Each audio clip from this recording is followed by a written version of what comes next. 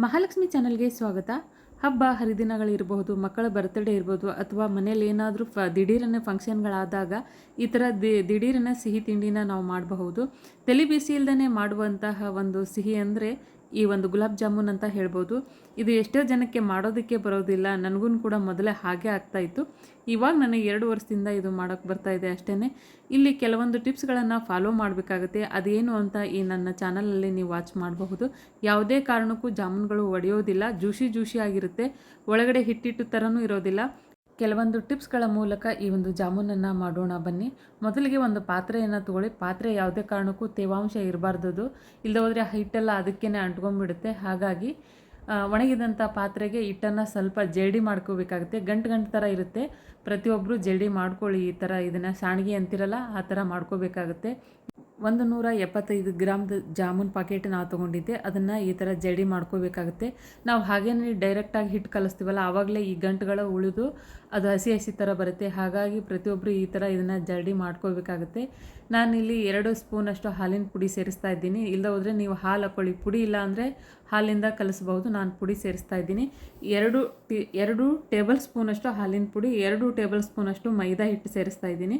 ಮೈದಾ ಹಿಟ್ಟು ಬೇಕಿದ್ದರೆ ಹಾಕೊಳ್ಳಿ, ಇಲ್ಲದೆ ಹೋದರೆ ಸ್ಕಿಪ್ ಮಾಡ್ಕೊಳ್ಳಿ. ಮೈದಾ ಹಿಟ್ಟು ಬದಲಾಗಿ ಬೇರೆ ಯಾವುದೇ ಹಿಟ್ಟನ್ನು ಸೇರಿಸೋದಕ್ಕೆ ಹೋಗಬೇಡಿ, ಚೆನ್ನಾಗಿ ಬರೋದಿಲ್ಲ.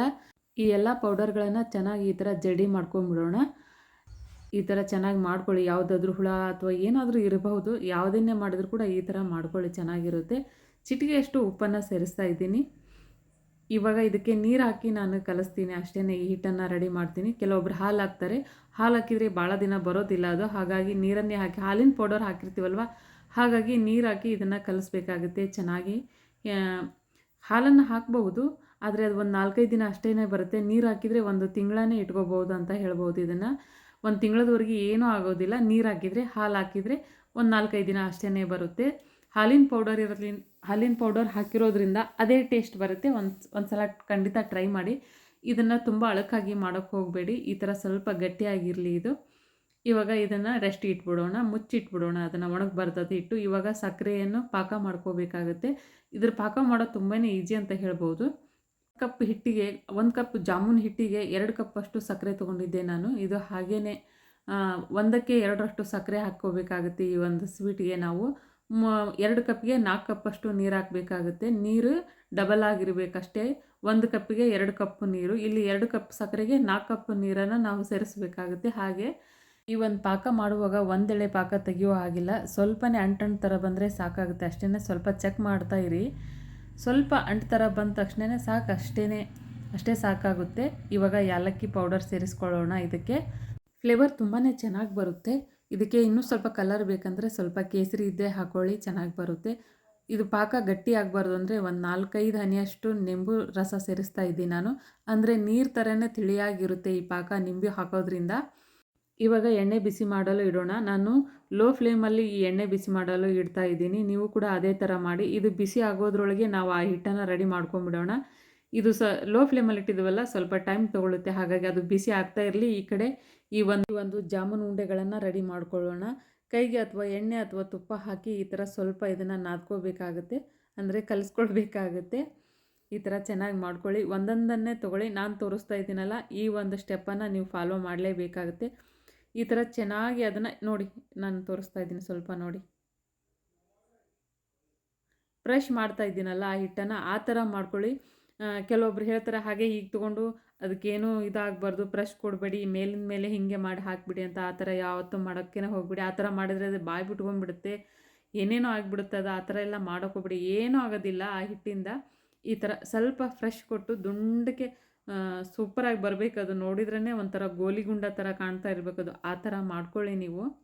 ಅದು ಬೇಯುತ್ತಾ ಅಂತ ನಿಮ್ಮೊಂದು ಕ್ವಶನ್ ಇರ್ಬೋದು. ಬೇಯುತ್ತಾ, ಅದು ಏನೋ ಆಗೋದಿಲ್ಲ. ಒಂದು ಸಲ ನಾನು ಹೇಳಿದ ಥರನೂ ಮಾಡಿ ನೀವು.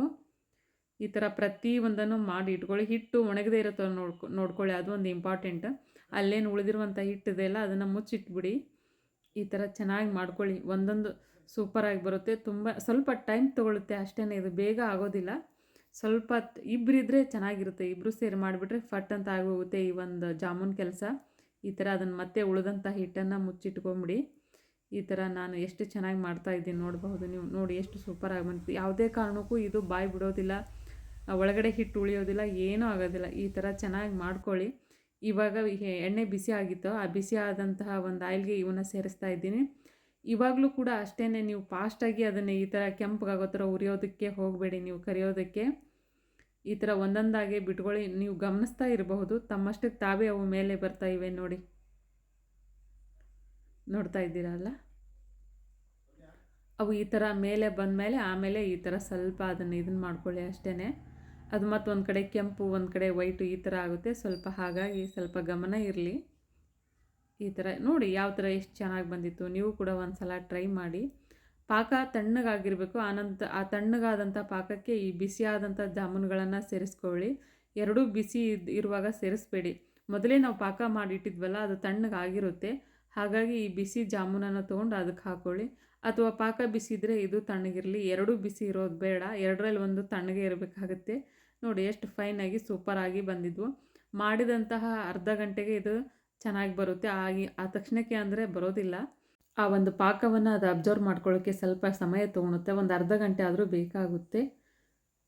ಸೂಪರಾಗಿ ಸಾಫ್ಟಾಗಿ ಚೆನ್ನಾಗಿ ಬರುತ್ತೆ. ಒಂದು ಸಲ ಟ್ರೈ ಮಾಡಿ, ತುಂಬ ಚೆನ್ನಾಗಿ ಬಂದಿತ್ತು.